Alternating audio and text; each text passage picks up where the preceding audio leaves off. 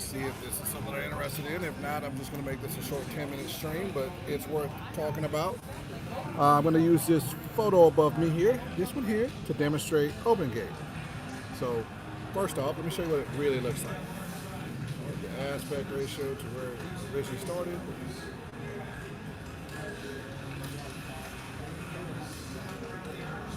So here's the photo as it is. So 3x2. So this is what everybody wants. They want OpenGate. And I don't blame you. I mean, if you want OpenGate, grab your OpenGate. I'm here to talk about it. I'm on your side. I think if you must have OpenGate, then you must have OpenGate. Open the gate up. Let's do it. But in my opinion, there's a couple things that you need to understand about OpenGate. If you look at this picture here, this is without any markers on it. So if you don't know where you're going to be at and how you're going to be on there, then you're going to have problems. So let me go over here, put a banner on this one here. Let's see if I can put a banner on that one there.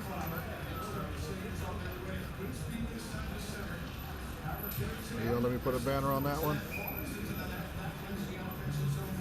All right, we can move that banner up. Won't let me use the banner for it, so I'm going to do it a different way. If we're looking at the aspect ratios here, essentially, if I wanted to take the middle of this photo and make that my 16 by 9, I could. So basically, I would take this and stretch it out to a 16 by 9.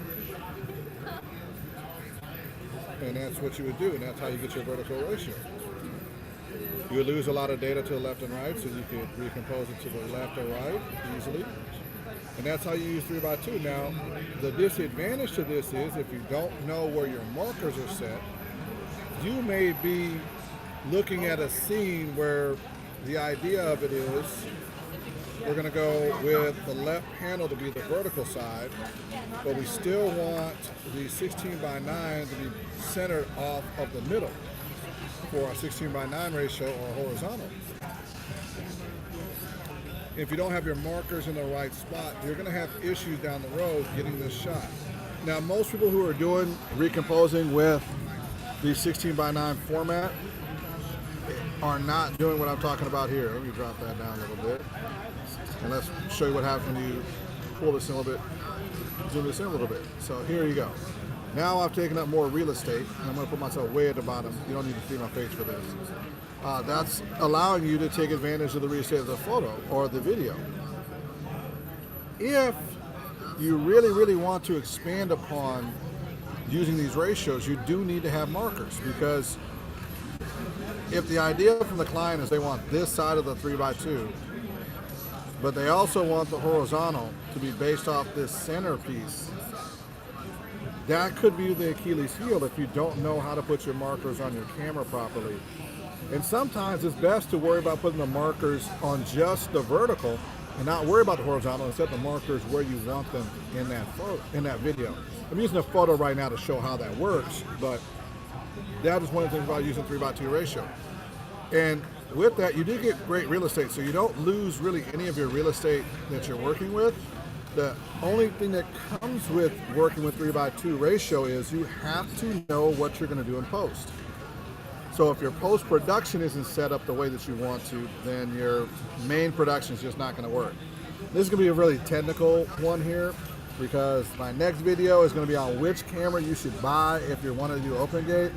And I'm going to be leaning towards a lot of cameras you wouldn't believe. Those will be Blackmagics, they will be Panasonics, and they will be, if you want to go high up, and I believe it's the Burano does it, and I believe there's a couple like the Canons. But the big thing is why you would want to choose each one of these cameras. And I'm really down to just two brands, I think, for the 3x2 ratio that's going to give you the best possible results. And the camera that's going to do it the most, in my opinion, is one that no one's really talking about. And that camera is going to be the Panasonic S5II-X. That is the best camera for doing OpenGate. And if you're really looking at OpenGate and you want to know how to do the ratios, this is where you're going to have to learn how to understand what you're seeing in front of you. For example, Like this is your shot, so this is your whole shot that you're working with. We're going to want to make sure that we get the correct aspect ratio for our vertical. Now, if you've got somebody who knows where their vertical is going to be, it's very easy to put your markers in place and get ready to do your shot. And then you can make your horizontal, regular 16:9 ratio stuff very easy. But here's where things get difficult. Do we know where we're going to put the 16:9, 9x6? Hey Jeff, how you doing? Thank you for the comment. Thank you for the like. Now, when we're looking at this, this is how you would take your aspect ratios if you're in post-production, and you'd be able to keep all of that vertical. This is why 3x2 is such a cool tool, but if you notice, I lose a lot of horizontals, which is just fine because the client's going to want that vertical look. They're still going to want that 16:9 for the horizontal. It's very easy to adjust that aspect later in post, but if you're someone who knows what that's going to be for aspect ratios up front, you can actually put your vertical and your horizontal aspect ratios right on your screen. And you can actually see where your horizontals and verticals are going to be. And there's so many different ways you can take this shot and make it what you want it to be. So for example, if you're looking for more of that one street only, this is this, these are the sky risers, this is one way you can use that open gate. Sorry about that.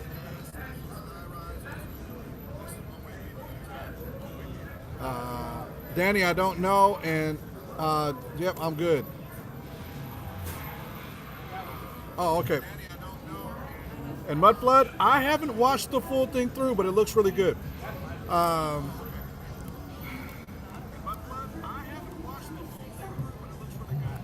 Mudflood looked great.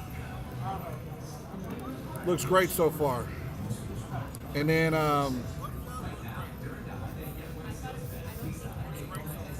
I'm on desktop, so if I get this wrong, Danny, sorry.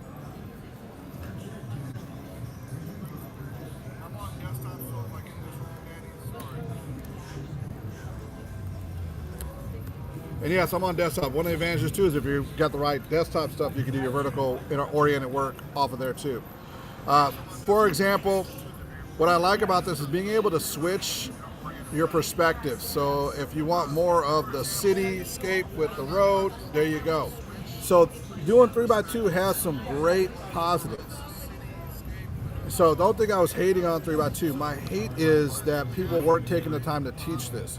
You see so many people talking about the greatness of the 3x2 ratio, but you're not seeing someone really talk about how to make this ratio work.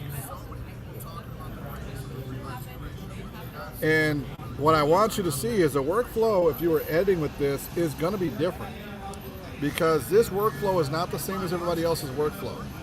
In the 16:9 workflow, you don't have to worry so much about the vertical plane. When you're working in 3x2, you have to put your markers in place so you do get the vertical plane you're looking for. Because if you don't get the right vertical plane, we could be in a situation where, let me pull myself down a little bit here. And then we need to pull this up a little bit.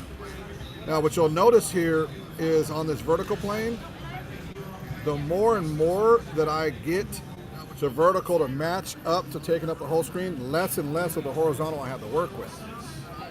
So you may have thought with the 3x2, I've got this great 6:9 ratio that's just going to be miraculous, or 9x6 ratio is going to be miraculous. But if you don't have your markers up, you may find yourself in a position where you just don't see that you do not have the right shot.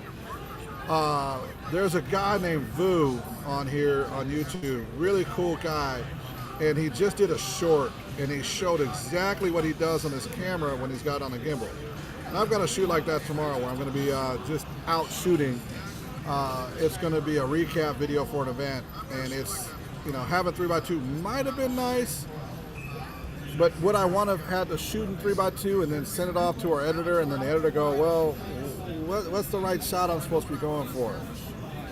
It's something I'm thinking about, and generally since I shoot in 4K anyway, it never has been a major issue. Because we're going to be, once again, like Gerald said, it's going to be on a device that's not going to have high resolution for a vertical plane.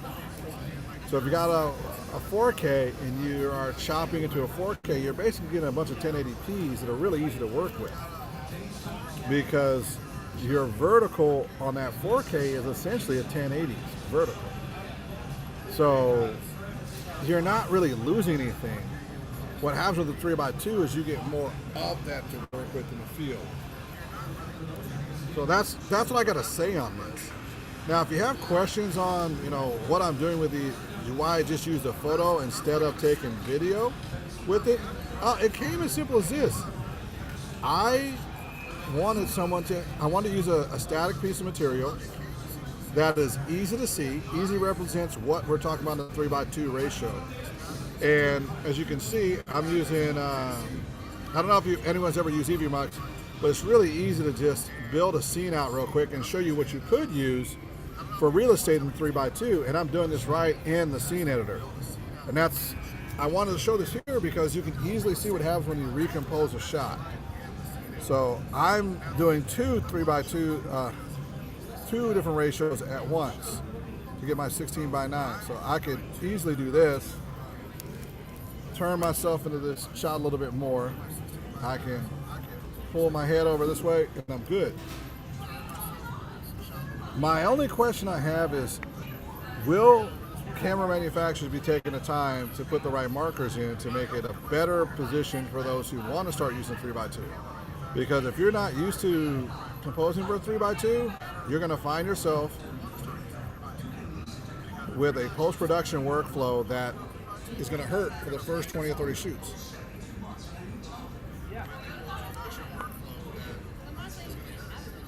Now, I don't know how many of you had to recompose a shot in post, either meaning horizontal or vertical, and have had to make those subtle changes because the client's like, well, there's too much of this in there. Can you pull that person out?